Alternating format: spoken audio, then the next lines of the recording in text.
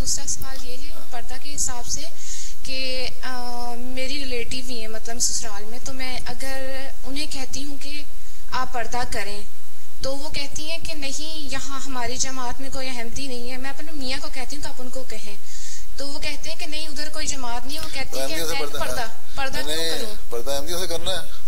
यही मैंने सवाल किया था उनको। उनसे कहें पर्दा कहीं नहीं लिखा हुआ कि अहमदियों से पर्दा करो। तो मैंने कहा कि तबलीग के लिए ये जरूरी है। बल्कि पर्दे का जब हुक्म आया है उस वक्त उससे पहले एक यहूदी ने एक मुसलमान औरत से बड़ा गलत हरकत की थी। उसके पर्दा खींचने की और चादर खींचने की कोशिश की थी और गलत बात की थी। उस पर ये भी एक दलील दी जाती है पर्दे की। बहुत से अल्लाह ताला ने हुक्म देना ही था पर्दे का, लेकिन एक ये वजह भी बन गई।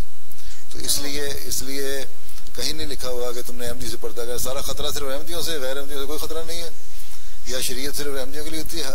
कुरान करीम में कहीं नहीं लिखा कि तुमने मुसलमान से पर्दा करना है। कुरान करीम में लिखा है अपनी चादर को सर पर डालो और अपनी ओढ़नियों को अपने सीने से गुजार के इतना लपेटो।